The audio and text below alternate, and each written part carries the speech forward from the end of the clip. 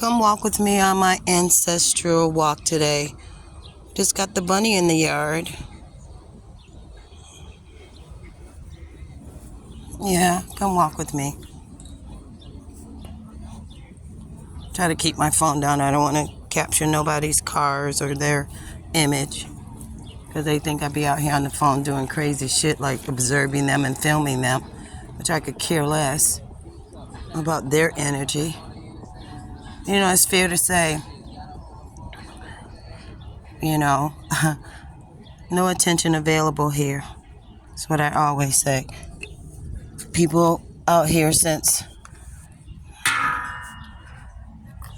this whole pandemic thing had people drinking more, and when you got somebody that drinks natural ice or natty daddy cans all day long, you know something's wrong with that picture. They can't afford to buy a six-pack of Bex or Rolling Rock. But anywho, the trees and all of this.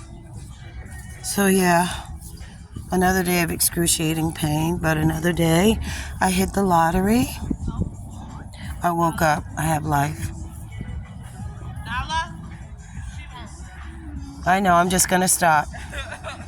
You have to submit to them. She just needs to. I ain't got no doggies on me. My doggy been gone for 2 years, but get up my butt. Right? Yeah, look I got a thing like you. Right. My thing don't bleed no more though. Have a good day. Oops. Oops. Y'all gonna think I'm crazy. I'm gonna walk today. That was a beautiful doggy right there. What's her name? Nyla. See, that's Nyla right there. She came and sniffed me out. Yeah. So where was I? Oh yeah. I have a sign on my forehead that people can't see. I'm gonna have to illuminate it somehow. If it wasn't so crazy, I'd get it etched on there and have them put like an illuminating thing where people could see it. That's saying no attention available here. Yeah, but yeah, I'm in pain, but I hit the lottery. I woke up in life, and in that, I cherish everything. I've been doing my ancestral research, and I'm just realizing that I had a white great grandmother and grandfather on my maternal and paternal side of my family, because it always stumped me that, my paternal grandmother's father supposedly was white-skinned, blue-eyed, strawberry blonde hair. My grandson has that, like almost 7 generations later. He's the only person. Some of us got reddish-looking hair. There was actually my grandmother's sister's daughter had red hair. Her daughter had red hair, but then it changed to brown when she was born. But it was never strawberry blonde, and it was never those beautiful curls like my grandson has. And then in '83, when I was pregnant with my son, my youngest uncle's daughter was born, and she had blue eyes. And then when I was doing my research today, I always knew that my great-grandfather on my father's side of the family, I spent a lot of time with him. He's the photographer. That's the gift that he passed on to me. I used to follow him like a puppy.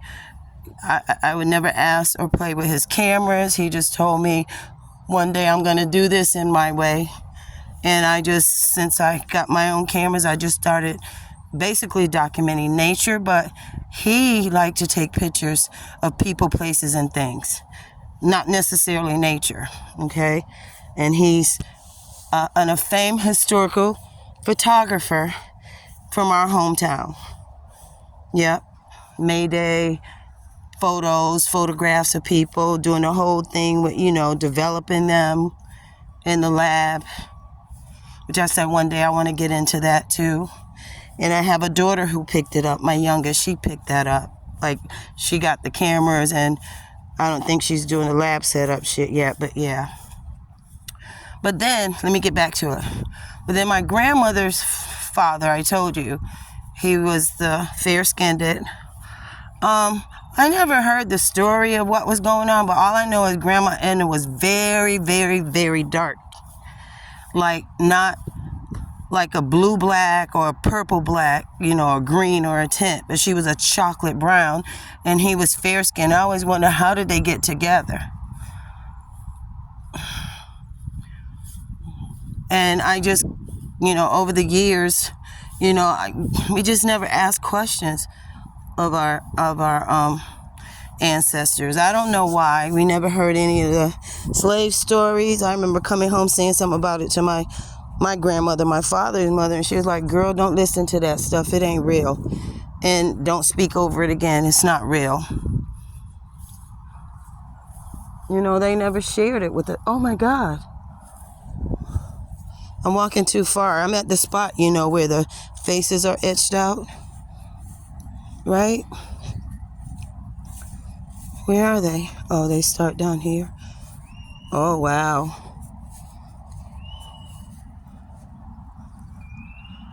Well, people, now this is the spot because that was dirt. But look at this now. People. Oh, move closer. People. This is a mathematical improbability that I'm not seeing the etchings anymore. Where are they?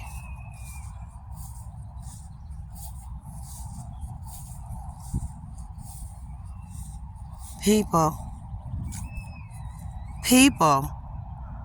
The whole tracks, the whole indentations have been removed. Look, the indentations, they're removed. It didn't just grow up from yesterday, the grass. They removed them. Holy crap. Let me make sure, because sometimes I come out here. Remember I kept saying I couldn't see them sometimes? And then I'd be like, okay, wait a minute. I know they're here. People, hold on.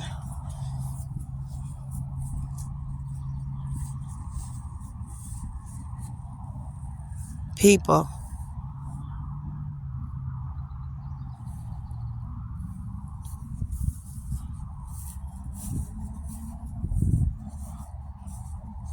Oh, you know what? I went too far. Jeez. I'm crazy as hell today. I'm not paying attention. I was rambling and talking. Okay, so they're not gone. I went a little too far. I just kept walking when I was talking. Okay, so, yeah, but that would have been weird, right? If they were no longer here.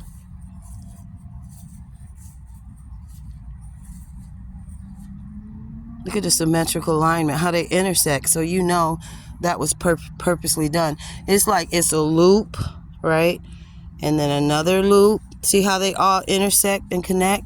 See how this loop up here goes and comes and goes and down, like symmetrically. It's literally about the same shape. But see, that's a face. To me, I see a face. I see eyes, like a nose and a mouth. Symmetrically shaped. Is that a bigger one? No. That's formation to the next one here. Got to go back and try to see them. Sometimes I have to walk backwards to get the faces. I don't know why. Because it is a directional thing. Because I can walk from the left to the right and miss them. And then I can walk from the left to the right and I can capture two.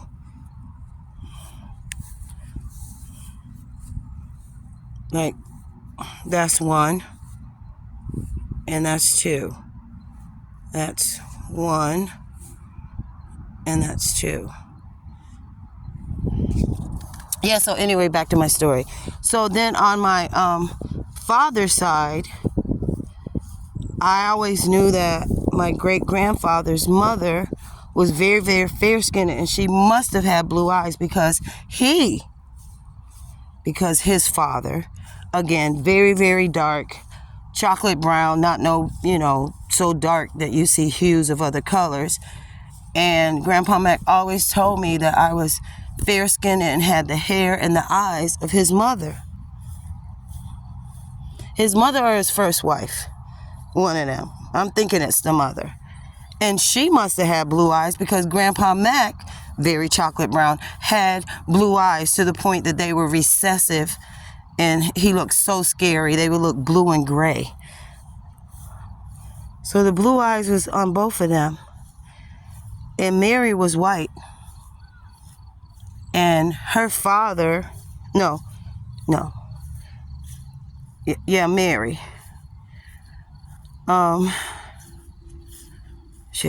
Robert Lewis, that's what I want to get on. My paternal grandmother's father that married my grandmother. When it listed out him in the household, they put race unknown because he was white. He was white. They put it unknown for him, my grandmother, and all the kids. And there was 2 girls and 2 boys. And one of the boys was dark like his mom and had those eyes. And then on the flip side, the paternal part of my father's family, we have the what is she? Is she my great-grandmother? No, she would be my great-great-grandmother. The photographer's mother that was dark with the blue eyes, who was fair-skinned, is white. And I had to keep going back on her records because they kept changing the last name with the vowel. And we have 3 consonants. We have a consonant, a vowel, and 2 double consonants. So they changed it, and I figured it out today that they were making slight alterations to show that she was white. Her parents were white. I found all that out today. Yeah. But the way they recorded it was crazy. Yep. And that a very brown-skinned daughter on on my paternal side, the photographer had a sister, and I found her birth certificate and birth record, and she was the only one that had the father's name because the father didn't give any of them his last name. I don't understand how the hell that happened. But luckily, her name carried our last name on. But when I went and dug in her birth records and everything, they listed her as white. White. And she was very, very brown skinned. Like her daddy. So be careful when you're looking up these records. You can go to FamilySearch.org and just know that the Mormons have all our records. Yes, they do. And they're fudging them and trying to trick us on who is who. But just keep digging a little further. Same names will keep coming up under there. So that's when you'll know that they're trying to hijack and trick you. And say is this and not that, you know? So yeah. Just know that. Anyway, my walk is over. I wish you peace and love and to do good, to be good, to live good.